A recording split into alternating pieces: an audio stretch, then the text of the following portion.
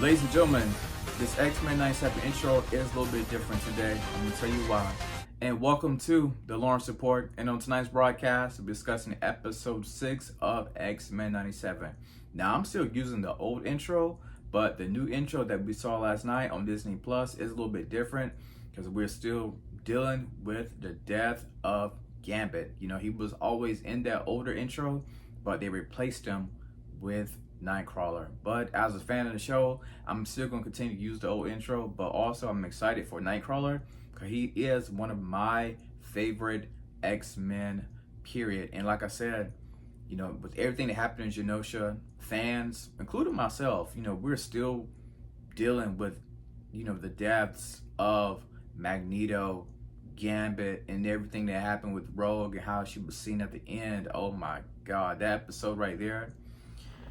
It might have been one of, if not the best animated cartoon shows I've seen with a episode. That thing right there was an emotional gut punch, y'all. But on this episode of X-Men 97, I kind of just want to share my thoughts. I'm not necessarily going to break down every single thing that happened like I usually do. I just want to just kind of share my thoughts about this episode right here. And let me tell y'all, your girl, y'all girl, my girl, y'all see her? Storm. She got her powers back. Y'all, Charles got to get home. Heavens, no!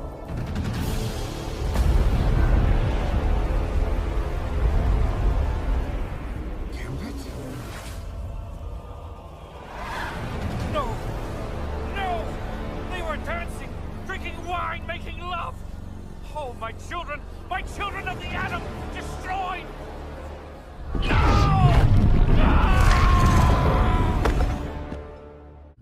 Charles got to get home to check on them babies.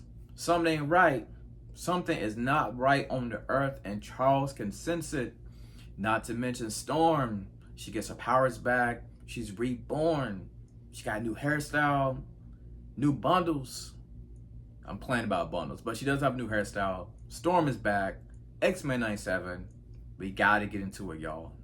The writing was so good this episode. Well, the writing is good every episode, but Deathbird ended up calling planet Earth, Charles Xavier's home, a ghetto Milky Way. Of course, Lord Chancellor. I nearly Spoke the quiet part out loud. Xavier would see his Milky Way ghetto become our new throne world. That caught me off guard. I started out wilding out, and I was laughing about that right there. She called our homeland ghetto, but I feel like that ain't the first time I heard people call Earth ghetto. So shout out to the writers, man. They got it, man. They got it. I don't know what else to say. These writers are absolutely incredible in this series right here. So I'm going to start off with Storm. I'm going to talk about the adversary, Forge, and all that and so much more. So let's get into it. Now, this is called Life Death Part 2, right? And with this episode right here, we see the adversary. And the adversary is basically this owl-looking demon type creature that basically comes to talk fear into you each and every time that he or she gets, right? And in this episode, you know, the adversary tells Storm that you told Jean Grey you wondered what it would be like to be human. You know, to take off your identity as Storm, just to be a regular person, that you're not necessarily omega level threat person, but just to be a regular Joe on the street, right? And the adversaries feed it into that.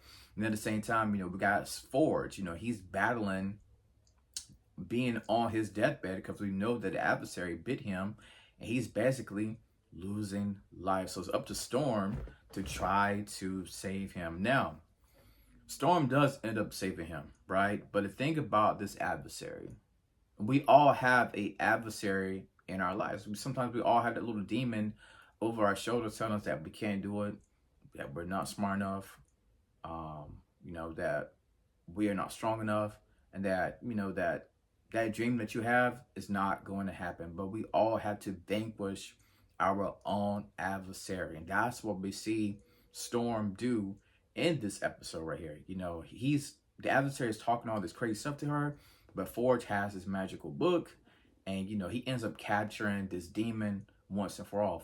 But that's what we thought, but that's not necessarily true, because we do see a version of, I believe, the adversary. I don't know if that's exactly was the adversary that came back later, but it was a version of it, and it might have been just a mind trick that Storm fell into. Right now, it's up to Storm to save him, but she has to go into a tight space, and Storm is, she doesn't necessarily like tight spaces, right? Claustrophobic is what they call it, and I definitely understand that. And she does come through, and the adversary is there, talking that junk, talking that noise, saying, they basically betrayed you, and that they're never going to accept you for who you are. But my God, when Storm finally gets her powers back, it is absolutely cinematic bliss. The score, I'm talking about the music that played in this right here, was absolutely amazing. Seeing her transform, seeing her become reborn in this right here was just absolutely breathtaking. Not to mention, she's back running with the animals. It's just like a breath of fresh air for Storm. As a matter of fact, Storm got brand new bundles. I'm kidding. But no, she really does have a brand new hairstyle in this one right here.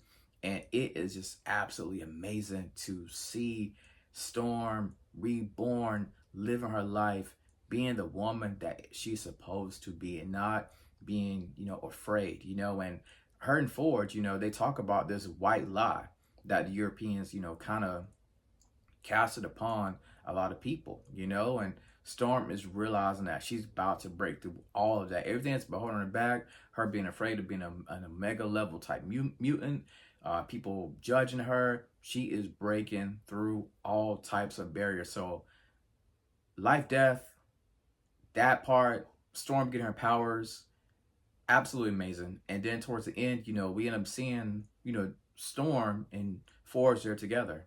She has this whole new look, new style, and they turn on the TV, right? And they see everything that's happening with Genosha.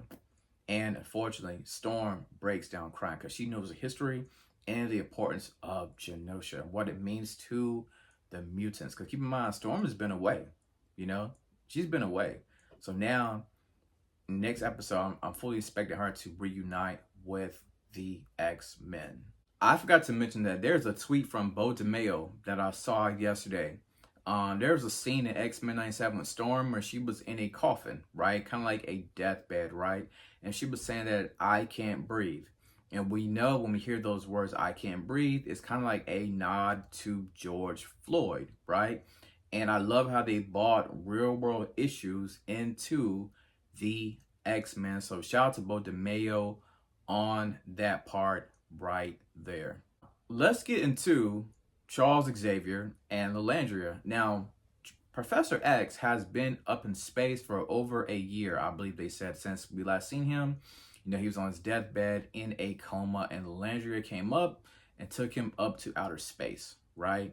And, he is in this exoskeleton, so he's able to walk and things of that nature. Now, him and Lilandria are basically getting ready to plan a wedding, but there's a big battle between the Kree and the Shi'ar, and of course, we've got her sister, Deathbird, that's causing all types of chaos, right? And, Charles, he still cares about his X-Men. These are his children. These are still his babies, right? But Deathbird comes in and, she gives them an ultimatum. She still feels that, before this guy can become a part of their new royal family, that he either is going to get his memory wiped away, or Lilandria is going to have to step down as the queen, right? And of course, Charles is like, listen, I don't know if I can have my memory wiped of my X-Men. Like, I I helped raise these people, and these people that had nobody to go to, they came to me. Like, I still want that as a memory. And even Leandra was like, well, you still can, you know, basically, she didn't say the word FaceTime. I forgot exactly the exact words that they said, but she's like, you still can talk to them via, what was it? Some type of cube or something like that she was saying. But for Charles, it's not going to work like that, right? So there's all this chaos that's going on, all this fighting that's breaking out. And Charles knows that there's one thing that he has always been good at. That's teaching, right? So he ends up telling these people, that the high council, that, he ends up taking them to school, to a classroom, right? Because Charles like, listen, if there's one thing I know how to do, I know how to teach people.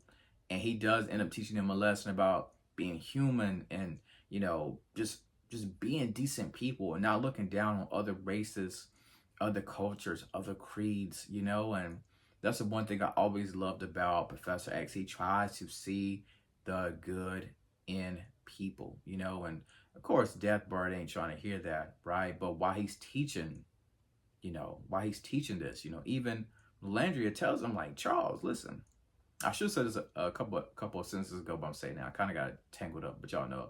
She said, Charles, you've done the work. It's time for you to take your rest. They hated you down on Earth.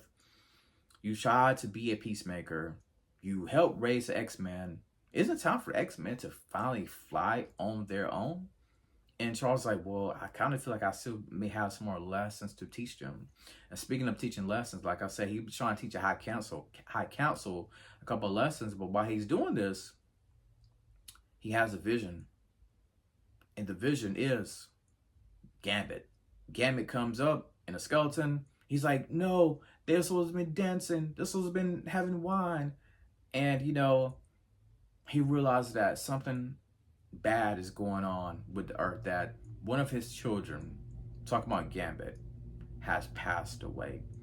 And Lilandria's like, well, what about the wedding? And things of that nature. And Charles like, listen, I got to go to the Earth. But she's like, well, they said if you don't, marry me, you're going to prove my sister right, that you only still care about the X-Men and you're trying to merge the Earth and, us together. And Charles like, listen, if that's it, then so be it. Like, I got to go home and check on my children.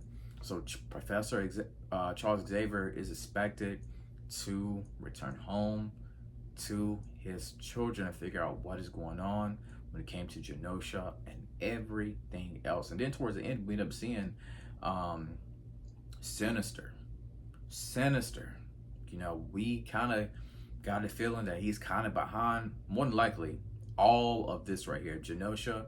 But I'm wondering if we're going to see Apocalypse at any point in time on this series of X-Men 97. I feel like there's a bigger foe at hand. I can't believe that it will be just Sinister by himself, but we're going to find out.